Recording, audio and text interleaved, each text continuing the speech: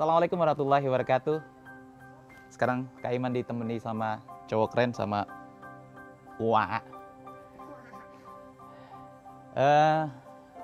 Hidup adalah bagian dari rentetan kisah yang kita bangun dari mulai kita lahir sampai nanti kita masuk ke satu tempat yang disebut liang lahat. Hidup adalah cerita.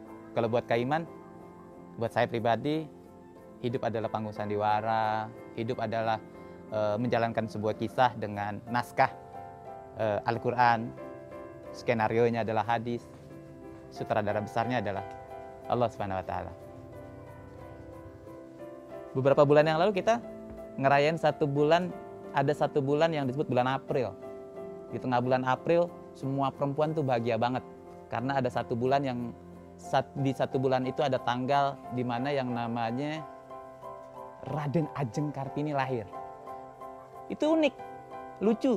Di tanggal itu anak-anak kecil itu disuruh berperan jadi ibu-ibu. Pakai kebaya, pakai yang laki-laki pakai belangkon. Giliran orang tuanya itu nonton anaknya dan dia ketawa-tawa berubah jadi anak kecil. Itu di bulan itu. Padahal kalau kita tanya tuh sama anak, di bulan itu kira-kira di hari itu tanggal 21 April, itu tanya anak-anak, siapa itu ibu kita Kartini? Di mana lahirnya? Siapa dia? Kenapa perempuan diagungkan? Kita plesetin itu. Kita nih orang dewasa yang punya adik, punya ponakan, punya kakak, punya anak, yang anak masih kecil kasih tahu bahwa sebetulnya mengagungkan perempuan itu Rasulullah juga udah ngajarin. Tapi di bulan itu, di tanggal itu ada cerita yang menarik. Suatu ketika di hari itu, di tanggal 21 itu ada warung yang bikin tulisan plang gede banget. Hari bebas ngutang susu.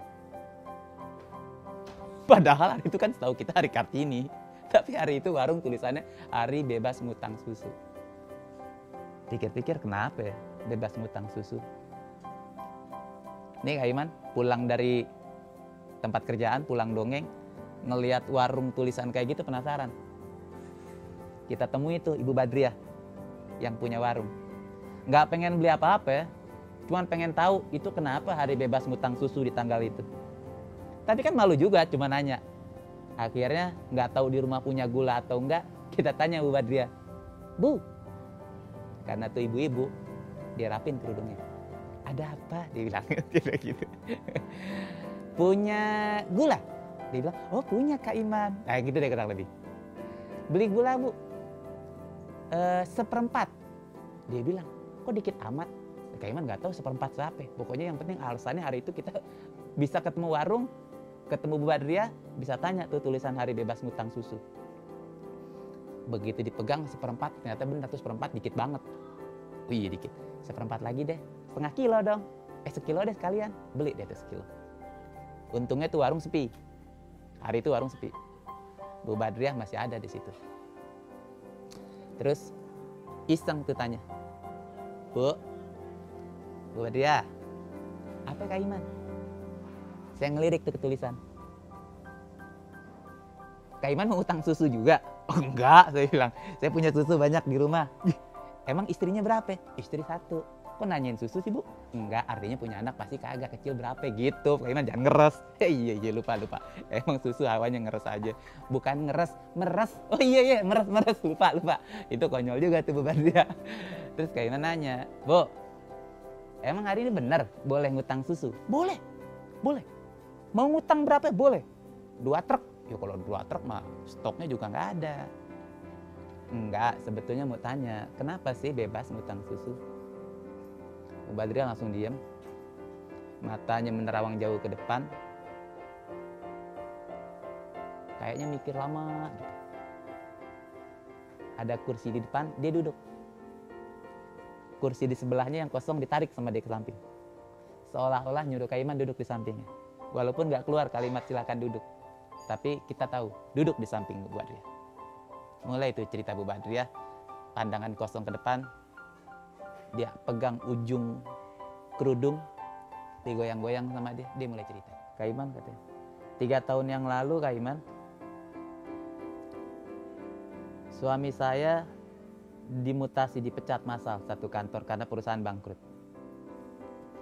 3 tahun yang lalu kita juga hidup susah, rumah ngontrak, itu Bu Badriah. Pada hari itu pagi jam 7, semua orang di luar hiruk pikuk. Kita nggak tahu kalau ini adalah hari Kartini. Semua orang pakai baju batik, pakai kebaya. Semua orang senyum di luar begitu saya buka pintu dan buka jendela. Ada karnaval dan lain-lain. Tapi senyum dan bahagia orang di luar, tangis di dalam rumah. Anak saya yang pertama dari jam 7 sampai jam 9 itu nangis nggak berhenti. Subhanallah. Kenapa Bu? Kenapa nangis? Dia minta susu. Uang udah nggak ada. Suami pergi dari tadi malam kerja, cari kerjaan, pindah ke sini belum dapat. Pagi belum datang. Andaikan datang saya juga yakin tuh suami nggak bawa uang. Tuh air mata Bu Badriah kayaknya mulai geneng tuh di mata. Saya, Kak Iman, mau nerusin dengerin takut air mata jatuh, nggak didengerin penasaran. Udah diam aja deh. Begitu ngambil keputusan diam, bibir Bu Badriah keluar lagi terusan ceritanya. Saya beraniin diri Kak Iman. Anak sambil nangis digendong, dibawa keluar, pergi ke warung tempatnya Bu Mila. Bu Mila baru banget buka toko jam 9. Kita bilang, Bu Mila, mau belanja? Iya, tapi maaf, boleh nggak kalau hari ini saya ngutang susu dulu? Ini anak nangis, minta susu dari tadi pagi. Wajah Bu Mila yang tadinya senyum karena tokonya baru mau dibuka. Tangan seolah-olah nggak bisa lagi ngebuka rentetan selokan toko, ngelihat wajah saya. Saya seneng, kayaknya mau dikasih. Ternyata cuman ngelihat dia bilang, waduh gimana ya Bria, ini hari ini pas katanya kematian hari kakek saya. Pantang ngutangin. Astagfirullahaladzim. Yang tadi yang nangis cuman anak saya, anak pertama. Sekarang saya nangis juga. Apa hubungannya susu sama kakek meninggal? Apa hubungannya sama ini hari Kartini sementara orang semua pada ketawa? Anak makin kenceng nangis. Saya peluk tuh anak. Saya tinggalin itu warung. Setiap langkah saya berdoa, ya Allah, ya Allah, ya Allah, ya Allah, ya Allah. Berdoa. Setiap langkah berdoa, entah langkah keberapa dia janji. Dia janji dia akan membuat orang senyum, dia akan membuat orang bahagia. Hari itu isinya cuma nangis. Anaknya nangis sampai sore nggak dapat susu. Dia juga nangis. Suaminya belum pulang. Cari kerjaan nggak tahu kemana. Kayak mencoba hibur tuh Badriah yang udah mulai mata keluar. Ibu nangis waktu itu. Iya. Dia lap air matanya. Tapi ibu sekarang juga nangis.